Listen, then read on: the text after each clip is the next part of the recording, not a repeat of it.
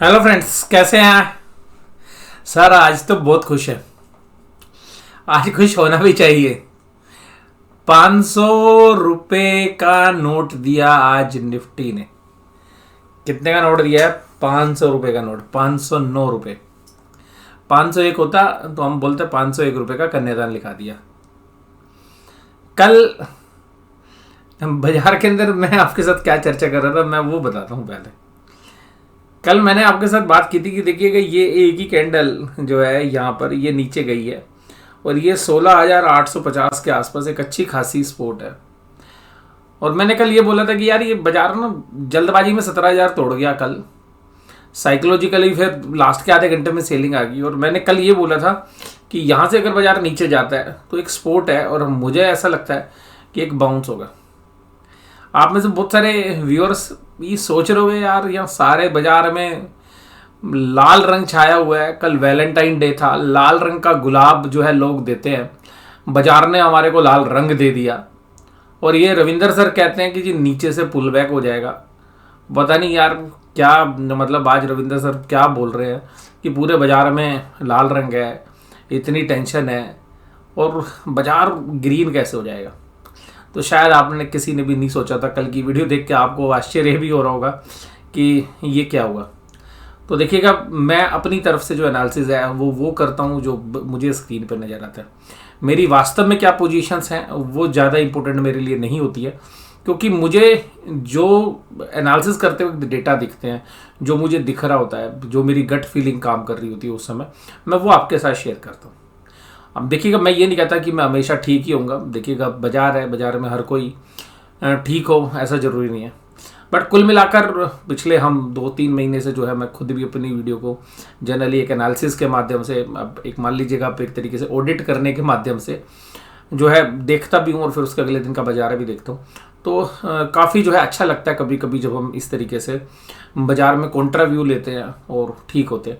हालांकि मैंने जो है उम्मीद की थी कि शायद 200-250 पॉइंट तक, मैं आपको गट फीलिंग में बताऊं तो मुझे लगता था कि 17,100 तक शायद बाजार आएगा। निफ्टी 17,100, ज़्यादा 17,150, लेकिन बाजार ने 17,300 लगा दिया। इसी तरीके से मैंने निफ्टी में भी बोला था शायद 500 पॉइंट तक की भी रैली हो सकती है, लेकिन निफ्टी ने भी एक्स्ट्राऑर्डिनरी कर दिया। रीज़न मैं आपको बताऊं कि अगर ये न्यूज़ नहीं आती जो आज जो है रशिया यूक्रेन से संबंधित आई, तो भी मैं उन डेटा पॉइंट पे था। लेकिन वो जो न्यूज़ आ गई कि जी ठीक है, अब कोई ज़्यादा टेंशन वाली बात नहीं है, जो है अब फौजी वापस जा रहे हैं कुल मिलाकर। हालांकि मीडिया में तो देखिए चिंता बना दी जाती है कि यूक्रेन से भारतीय विद्यार्थियों को बुला लिया गया है, स्टूडेंट को खाली करने का, मतलब सब उल जलूल बातें होती है।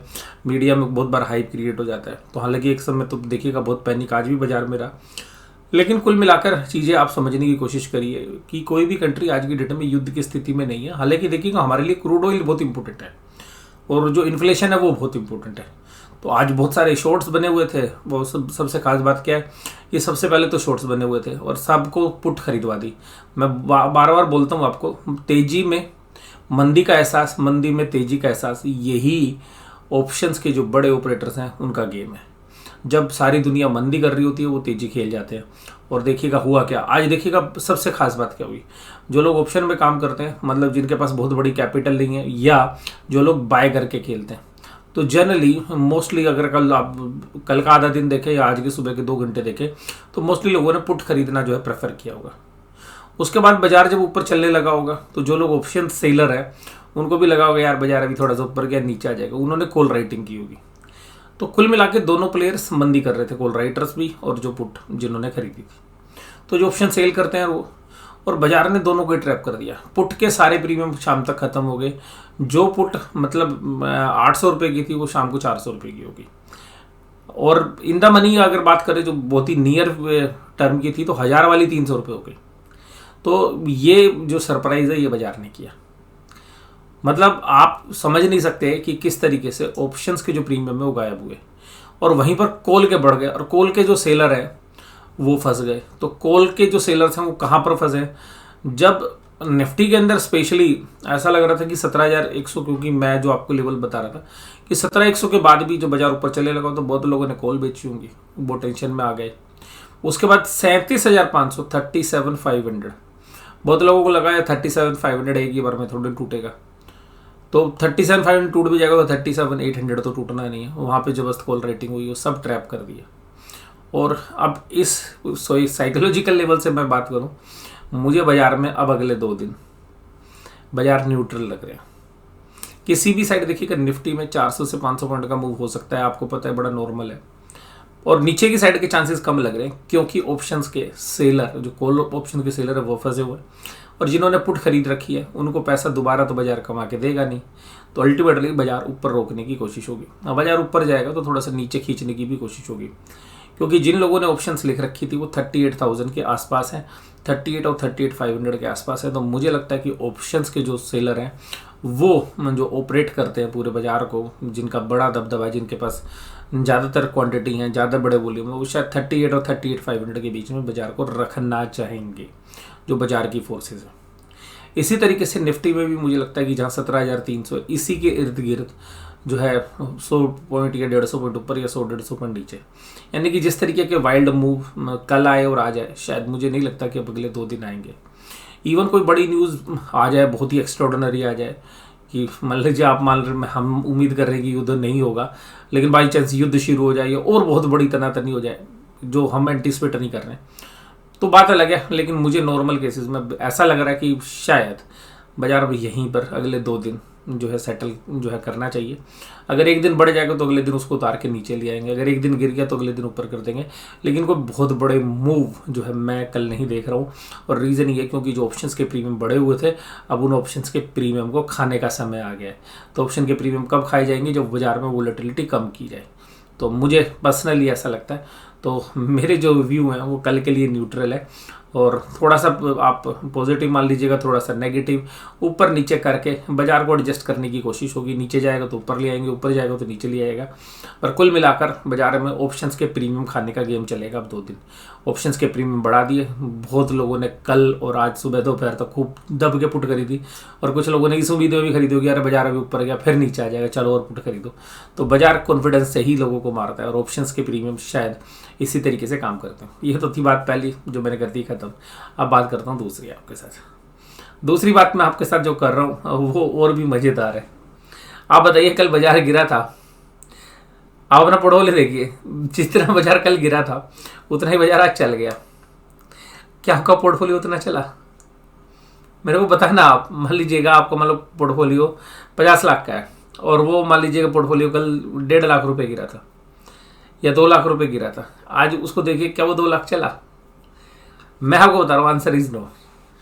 मोस्ट ऑफ द केसेस में किसी के पोर्टफोलियो में हो सकता है यूनिक 1-2 शेयर हो गए। जितना बाजार कल गिरा उतना ही आज चढ़ा, लेकिन आपका पोर्टफोलियो उतना नहीं चढ़ेगा। इसी को ही बाजार कहते हैं। और बाजार इसलिए कहते हैं क्योंकि स्मॉल कैप और मिड कैप में मैं अभी भी बहुत बड़ी तेज़ी नहीं देख रहा हूँ। ये मेरी अपनी गट फीलिंग लगा लीजिएगा। मुझे ऐसा लगता है कि पोर्टफोलियो बनाने का, लेकिन ये जो अगले 3-4-5 महीने होंगे, मुझे पर्सनली ऐसा लगता है जो 2-3 साल के होरिजन से जो पोर्टफोलियो बनाएंगे वो बहुत ही अच्छी मलाई काटते हुए नजर आएंगे। मुझे पर्सनली ऐसा लगता है जल्दबाजी में बाइंग नहीं करेंगे।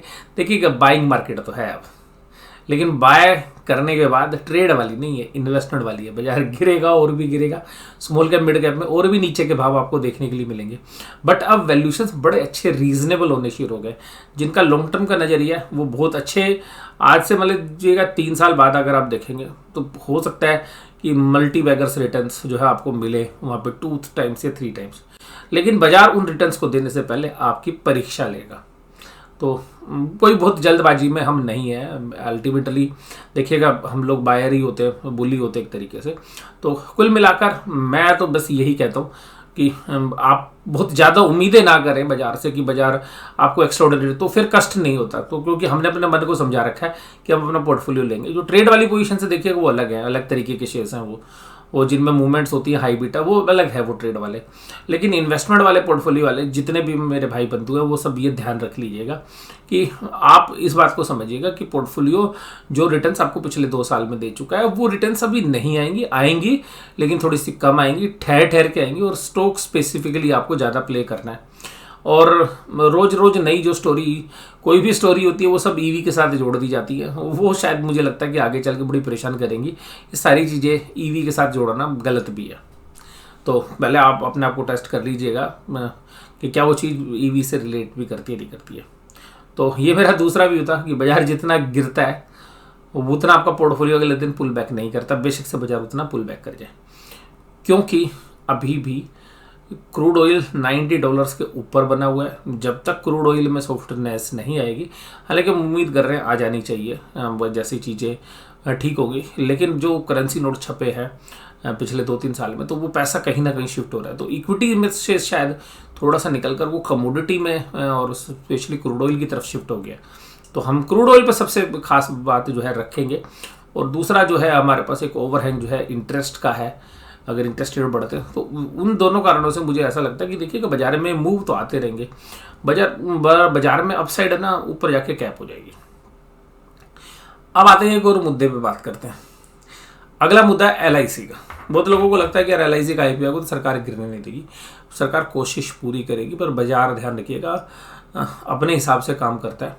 और यहाँ पर आप केवल और केवल इस मामले को सोच के चले कि आप LIC का IPO आएगा और इस चक्कर में एक तरफा आप तेजी करें, ऐसा नहीं है। बाजार में वोलेटिलिटी रहेगी। हालांकि LIC के IPO की वजह से बाजार में बहुत बड़ी जो है डाउनसाइड हम शायद अभी ना देखें, और उसका रीज़न भी यही देखिएगा LIC भी और ये जो बाकी इंस्टीट्यूशन है बाजार को रोकने की पूरी कोशिश करेंगे। तो आप पहले इस वीडियो को एंजॉय करिए और उसके बाद जो है मैं आपको मार्केट एनालिसिस वीडियो आपके साथ शेयर करता हुआ नजर आऊँगा। वीडियो देखने के लिए धन्यवाद। Thank you very much.